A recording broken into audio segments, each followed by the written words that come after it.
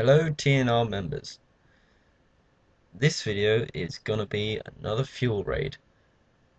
Uh, right, so go through the usual steps of going through your compound list, viewing your target's compound, identifying the fuel generator, and identifying that lovely black smoke.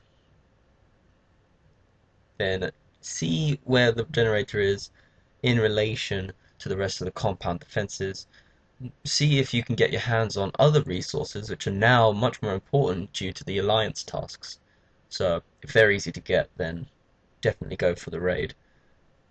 But remember that the primary target is the fuel generator, so don't worry if you can't get access to the resource uh, stockpiles and such. Yeah, you can see my other survivors are out on other raids. I've been pretty busy today.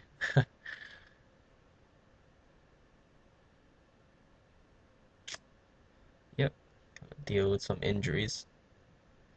The injury system can be quite irritating if you don't have the DMU, mainly because you just don't visit the hospitals that often because they're not generally high yield places. You might I would advise that you send survivors to hospitals on auto missions.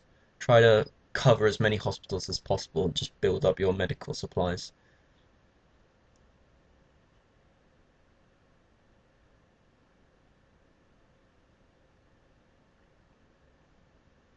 So you can see that the survivors, the enemy survivors, are out in the open and not able to support the survivor in the tower, which I've just taken out. Where um, you just saw me basically suppress and advance.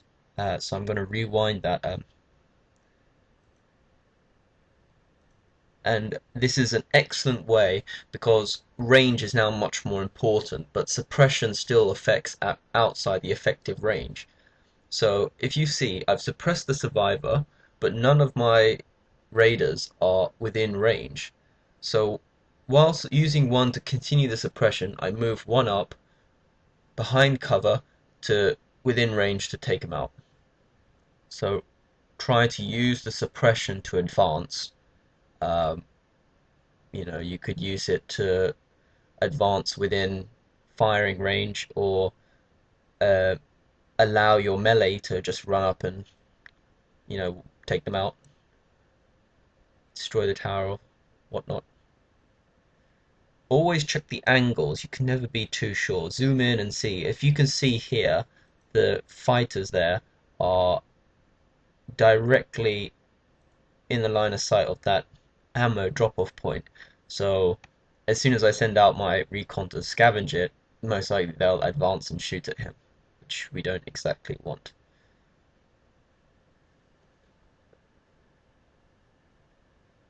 Always be wary of enemy survivors within the compound. Like sometimes they hide them inside the corners and such, and they can automatically fire when your survivors walk through the door and such, and it can be quite problematic. So always make sure there's no one hiding inside. Well, there you see. One of the survivors moved from his position to the door and started firing at my scavenger. So I'm just going to take him out now.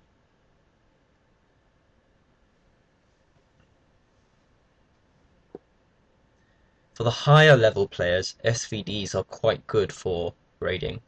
This SVD that I have, a rare one, has slightly higher effective range and higher attacks per second and enemy suppression.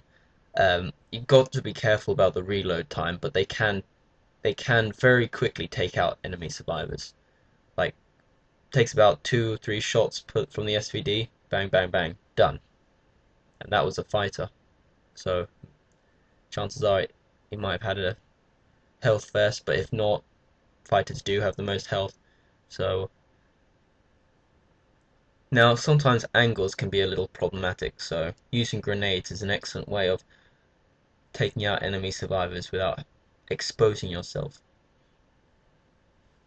Also excellent for destroying barricades, which are vital if you can't use a melee to take out to destroy the barricades. So far the raids has only taken me 3 minutes.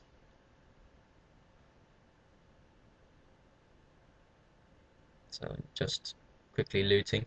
You notice that I'm not actively trying to take out all the enemy survivors. I'm only taking out the ones that will be a problem.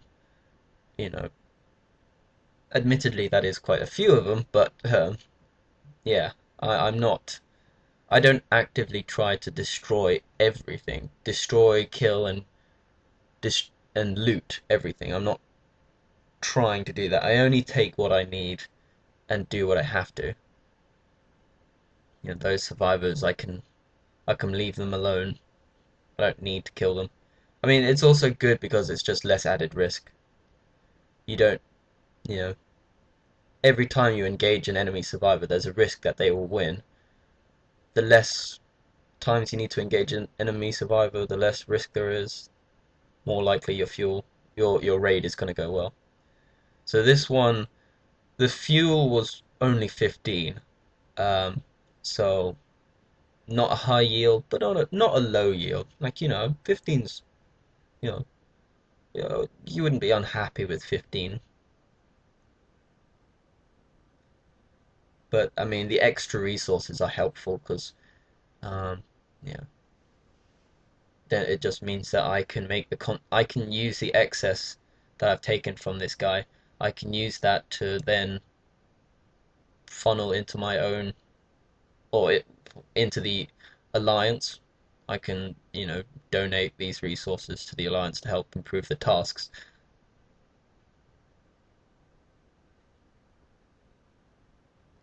So that is a fuel ring. Hope you liked it. Hope you found it useful. Leave a comment or like or subscribe, whatever. Thanks for watching. Bye.